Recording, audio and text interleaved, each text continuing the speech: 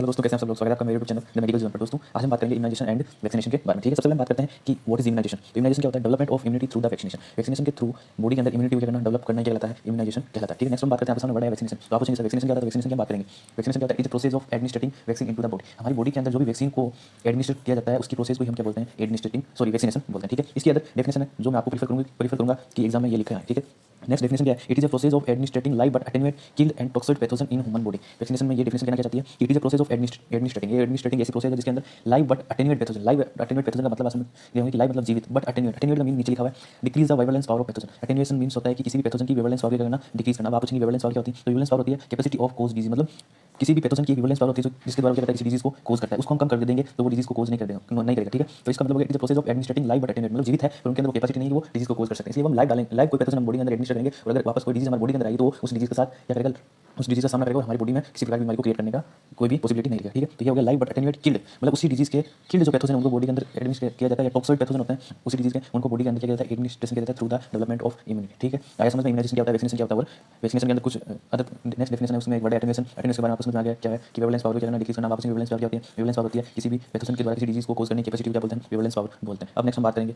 Vaccine क्या होती है। तो वैक्सीन की डेफिनेशन है, it is a biological substance. Vaccine क्या एक बायोलॉजिकल सब्सटेंस है विच में भी लाइव, जो क्या हो सकता है, एक लाइव हो सकता है, किल्ड हो सकती है या फिर टॉक्सिक हो सकती है। वैक्सीन क्या हो सकती है? एक बायोलॉजिकल सब्सटेंस है जो एक लाइव कंडीशन हो सकती है, किल्ड कंडीशन हो सकती है, टॉक्सिक, मतलब वैक्सीन के अंदर जो भी पैथोजन्स हैं वो लाइव हो सकते हैं, किल्ड हो सकते हैं और टॉक्सिक हो सकते हैं। बात करते हैं कि वैक्सीन की डिस्कवरी किसने की। तो वैक्सीन की डिस्कवरी एक वैज्ञानिक थे, उनका नाम था लुईस पोस्टर। ठीक है, नेक्स्ट बात करते हैं वैक्सीनेशन। वैक्सीनेशन क्या आपको बता दिया कि वैक्सीन को बॉडी के अंदर एडमिनिस्ट्रेट कराने की प्रोसेस कहते हैं वैक्सीनेशन कहते हैं। वैक्सीनेशन की डिस्कवरी किसने की? तो एक वैज्ञानिक थे जिनका नाम था एडवर्ड जेनर। इन्होंने एक अदर डिस्कवरी भी की, क्या की? First vaccine of small pox की पहली वैक्सीन की डिस्कवरी भी एडवर्ड जेनर ने भी की थी। ठीक है, नेक्स्ट हम बात करेंगे टाइप ऑफ वैक्सीन के बारे में कि वैक्सीन कितने टाइप होते हैं, वैक्सीन कितने टाइप से बनी होती है। तो वैक्सीन मेनली तीन टाइप, एक लाइव वैक्सीन, एक हो गया किल्ड वैक्सीन, एक हो गया टॉक्सिक वैक्सीन। ठीक है, बात करते हैं लाइव वैक्सीन की।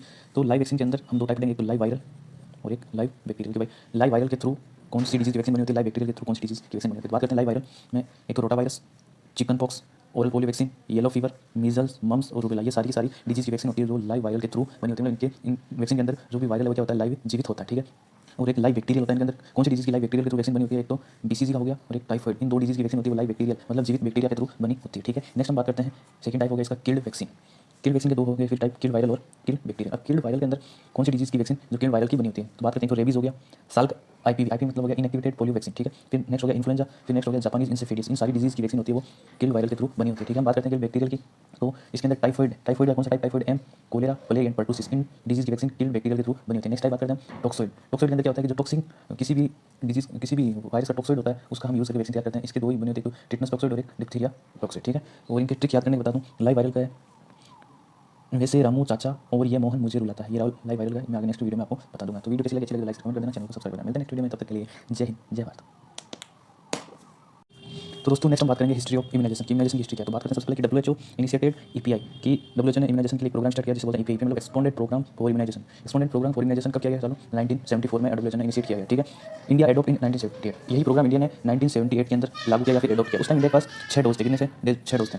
कौन कौन से? 3 डीपीटी के थे, 2 टीटी के थे और 1 बीसीजी का था। टीटी का डोज केवल प्रेग्नेंट फीमेल के लिए ही दिया गया था। ठीक है, फिर नेक्स्ट होता है 1979 के अंदर ओपीवी एड किया गया। ओपीवी मींस हो गया ओरल पोलियो वैक्सीन आई थी, उसको एड किया गया। और फिर 1985 के अंदर मीजल्स एड किया गया। कब किया गया? 1985 के अंदर मीजल्स एड किया गया। आगे कि भाई 1974 में डब्ल्यूएचओ ने स्टार्ट किया ईपीआई उस, और इंडिया ने 1978 में एडोप्ट किया। उसमें इंडिया के पास 6 डोज थे। कितने? 6 डोज, 3 डीपीटी 2 टीटी 1 बीसीजी। फिर 1979 ओपीवी एड हुआ, 1985 मीजल्स एड हुआ। टोटल वैक्सीन इन ईपीआई के अंदर टोटल वैक्सीन कितनी होगी? 5 होगी। कितनी होगी? 5।